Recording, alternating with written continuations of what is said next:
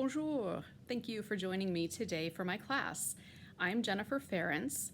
If you look for me on Ravelry or on Instagram, you'll find me as Tricolore. And I'm a French teacher, I'm a homeschooler, and I love all forms of creativity.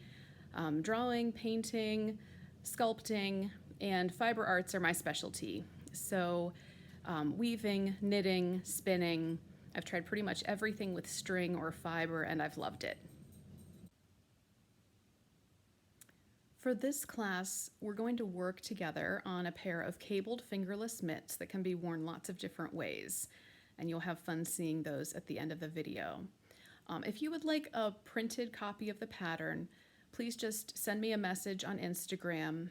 My username is Tricolore, and I'll have that spelled out for you at the end of the video. And if you just send me a message, I'll make sure I get you a copy of the pattern. I'll send you a PDF for free. And as you're doing this pattern, notice that it's written for multiple gauges. So you'll have to decide what yarn you want to use. If you want to use some things from your stash, just make sure they're all the same gauge. And if you're going to be changing colors and putting stripes in your fingerless mitts, make sure that you knit one full round, all knit stitches, with the new color, and then go back to the knit one, purl one pattern. Okay, have fun. I hope you enjoy the class today, and please look for me on Instagram as Tricolore, and you can follow along to see what sorts of inspiration I have for you to keep your creativity going. Also, I'd love it if you would reach out to me with a message or with a comment. I love to hear from my students and connecting with new people. So here's the pattern for the Fingerless Mitts class. And first you're going to look at your ball of yarn and look at the yarn weight and the gauge. Here we have 5 stitches per inch and the recommended needle size, and here it's US 6 to 9. And you're going to be using double pointed needles for that. And you'll also need a cable needle in a slightly smaller size. Now, looking at the pattern and looking at the gauge for your yarn, decide on whether you'd like to make a lady's small, medium, or large size and choose the cast on. I'm making a lady's large with my gauge, so I'm going to be casting on 44 stitches with a long tail cast on. I'm determining the length of the tail that I'll leave by wrapping the yarn 44 times around the needle, and then I'm going to use the long tail cast on to put those 44 stitches on a straight needle. It's easier to use a straight or a circular needle for this part because the double pointed needles are too small to fit all 44 on one. And now you're going to transfer those stitches to your double pointed needles. You can use 4 or you can use 3. I'm going to start with 4 and then I'll switch to 3 later so that you can see the difference between the two. You want to make sure you have an even number of stitches on the needle instead of an odd number of stitches on a needle because that'll make it easier for the cable pattern later on. Next, you want to make sure that your stitches aren't twisted, and you can see that one side of the stitch looks like a long slant and the other side looks like a bump. So you want to make sure that you have all the slants on one side and all the bumps on the other.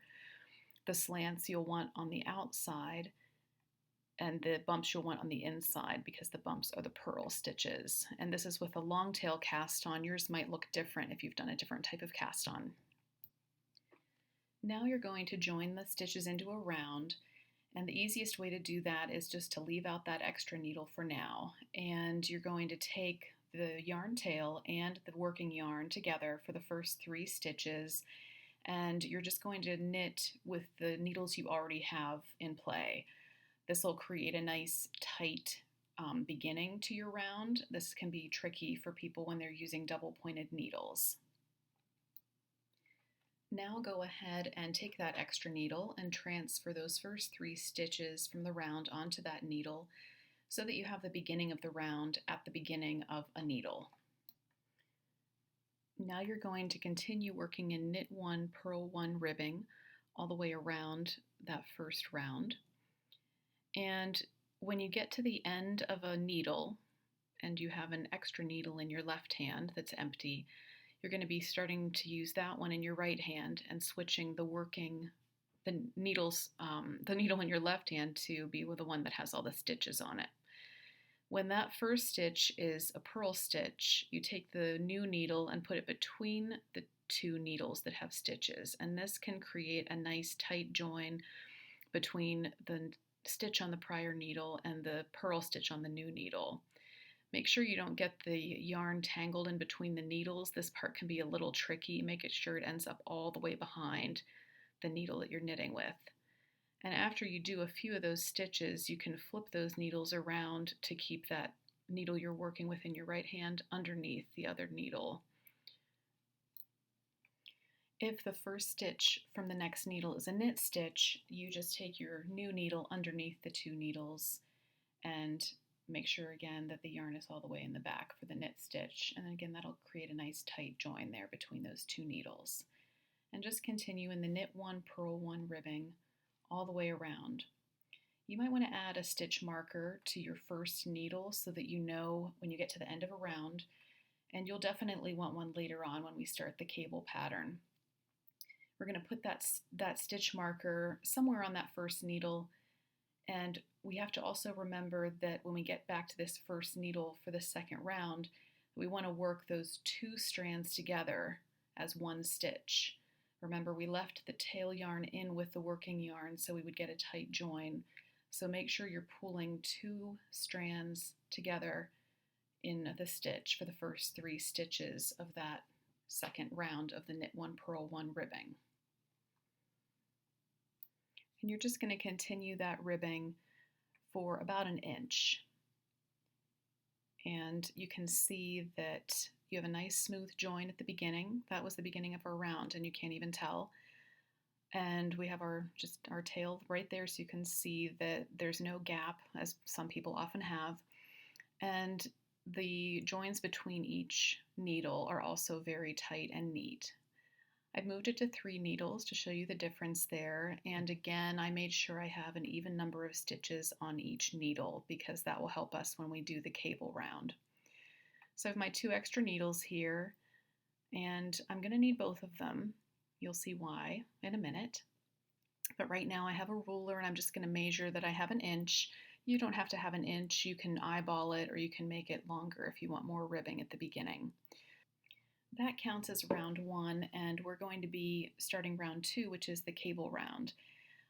You can see I changed one of my double pointed needles into a cable needle, and I'm going to take the first 2 stitches there and put them in the back behind both of the working needles, and then I'm going to continue with the knit one, purl one pattern.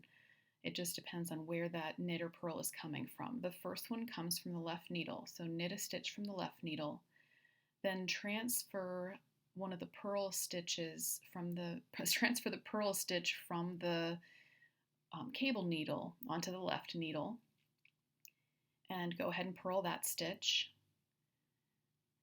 and then transfer the knit stitch from the cable needle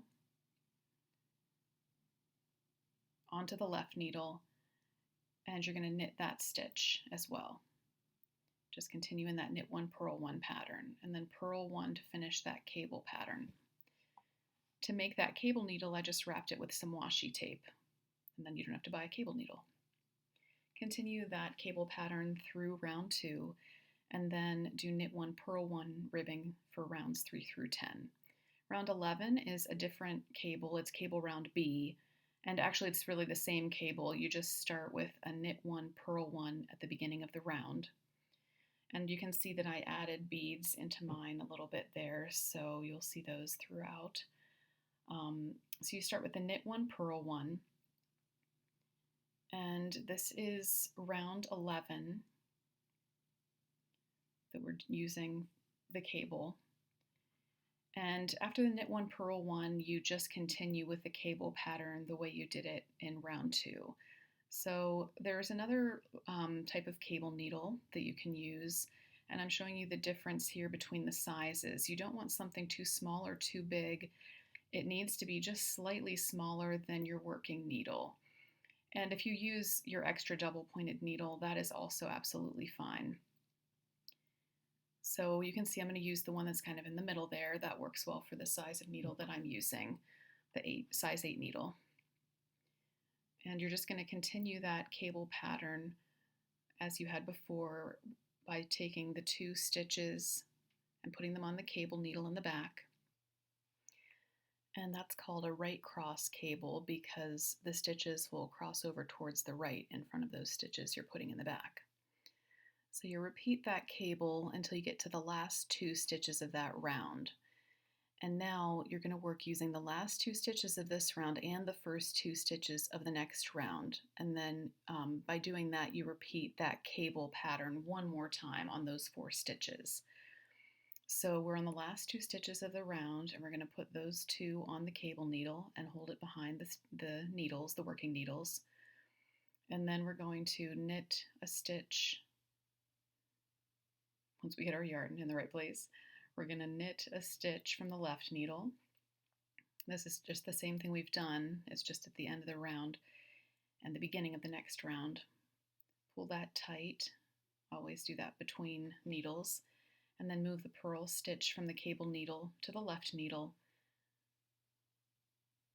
Purl it. And then move the knit stitch from the cable needle to the left needle and knit that stitch. Then when you continue that round, you're just going to be working on your knit 1, purl 1 ribbing all the way around. And now you can see we're just finishing up that round with the knit 1, purl 1 ribbing. And then you're just going to continue that pattern of working knit 1, purl 1 ribbing in between the rounds with the cables.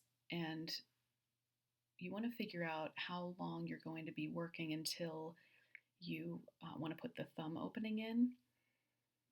So to do this, you can try this on and you can see how long of a cuff would you like. For some people, they like to have a longer cuff, and some like to have a little bit shorter. And when you're putting this on, make sure that none of the stitches are slipping off the needles. So that looks like a good length of cuff for some people. I prefer to have mine a little bit longer, so I would probably make it a little longer, but you could even make it shorter. Just hold it up to where you think it would go, and then that gives you an idea of how many more times you'll need to do the cable pattern before you get to the thumb opening. You're going to repeat rounds 11 to 19 only. You're not going to go all the way back to the beginning. So you can see that cable round B is the only cable round you're going to be using from now on. So you're always going to start with a knit 1, purl 1 at the beginning of every round. And notice these are actually the last 2 stitches from the prior round, so that beginning of round is going to shift as we move.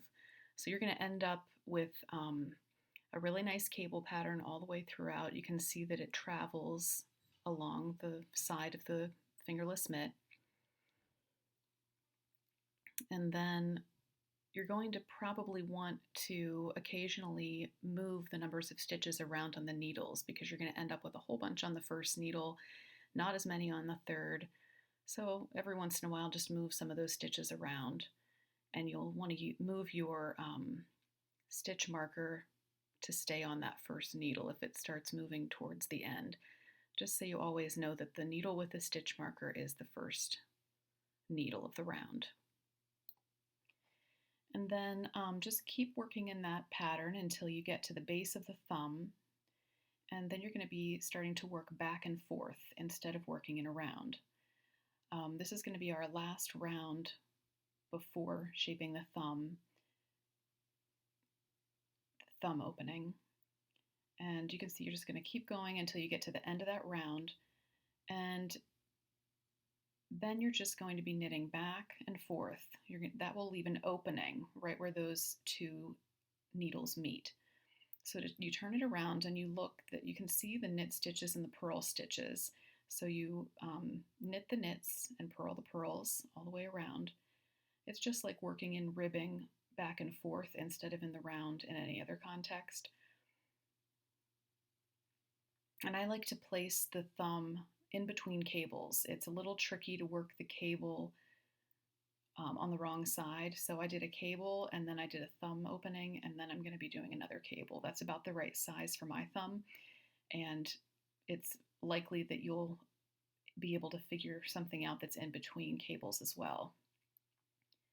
And then when you're going to be making that thumb opening close, all you're going to do is get ready to form your next stitch, which is going to be a knit one. Put the yarn in the back and make sure it's going to be close together. I'm adding a little bead in here that I've strung previously. And then pull it tight. You want to make sure you pull it tight so you don't have a big gap at the top of the thumb opening. And you're just going to continue in the knit one, purl one all the way around. It's much easier if you can avoid doing a cable on this round and just make this a knit one, purl one round. So you can see that we have that knit one, purl one all the way around. That was row 19. So the next round is going to be a cable round. And we have the thumb opening and we have the closure, and now we can try it on. I've already done another several rows, and now I can see is this as long as I want it to go up my fingers before I do the final bind off. And I think I'm just going to do a little bit of extra trim on the top with a slightly different color, maybe another 1/2 inch or so, 1/4 inch, and then I'll do my bind off. So instead of adding another cable at the top, I'm just going to add some contrast color of ribbon yarn. I bought these years ago, and when the railroad yarns were really popular, gosh, it was probably like 20 years ago. And I'm just going to see which of these looks nicest with the colors I've already chosen. And I'm going to go with the purple, teal, and pink because it also has a dark blue. And you can see once I've added that few rows carrying that other yarn along with it, I have a nice contrast color at the top. Now to create a stretchier bind off, you work the first 2 stitches that you're going to bind off just as you normally would. And if the second stitch was a purl stitch, you insert the left needle through both of those stitches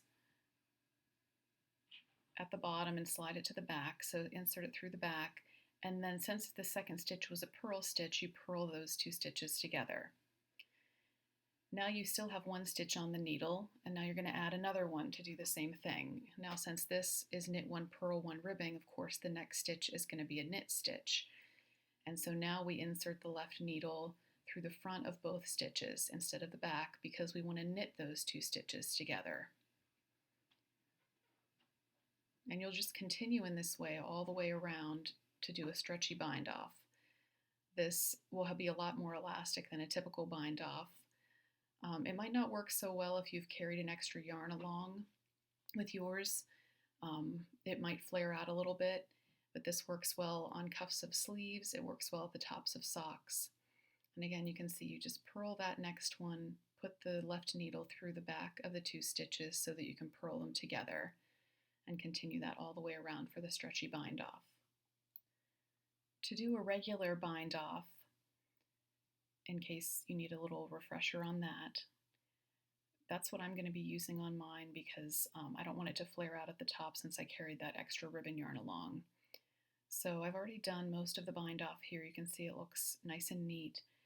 And the next stitch I'm about to work is a knit stitch. So you'll have your first 2 stitches that you work, and then when you have 2 stitches on the needle, you just slip your left needle under the first stitch you had worked and pull it over top of the second stitch. And now you've bound off 1 stitch.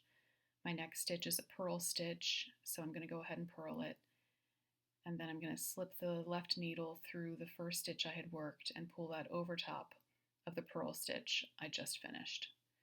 When you're binding off, you always work in pattern. So usually a pattern will say bind off in pattern. And that means that you knit the knits, purl the purls, do seed stitch, whatever you had been doing. And as you go, you bind off in this method with whichever stitches you're working. And here we're getting to the last one, and we'll purl that last stitch. But you can see that when you get to the last stitch, a lot of the time you end up with a really big loop.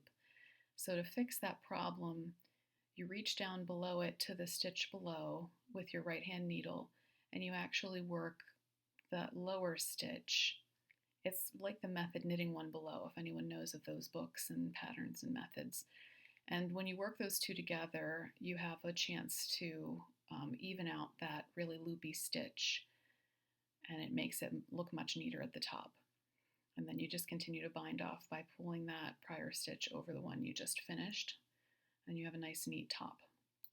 And you can see how nicely that's going to come together. I'm just going to show you how to weave it in the end here.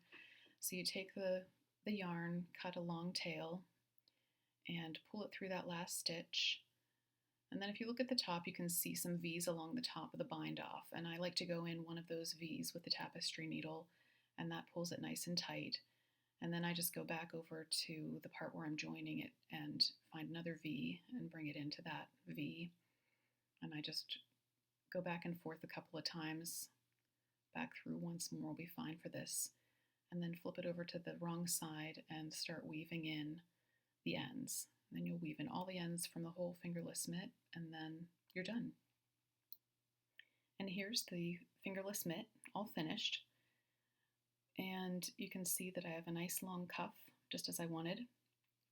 It will go on my left hand as I had originally tried it on. And then you just do exactly the same thing one more time, and you'll have both mitts finished, because this is perfect for left or right hand. You can flip the top down to make a nice cuff, or if you need more room for your fingers, you can flip the bottom up to give it a different look. It looks nice on both sides of this kind of cable. And you can even do something kind of cool and flip it completely upside down, put it on with a shorter cuff so your fingers are covered in winter, and you also can fold it down. I used to do this a lot when I had kids in car seats, so I could still buckle them in. And there you have the final fingerless mitt.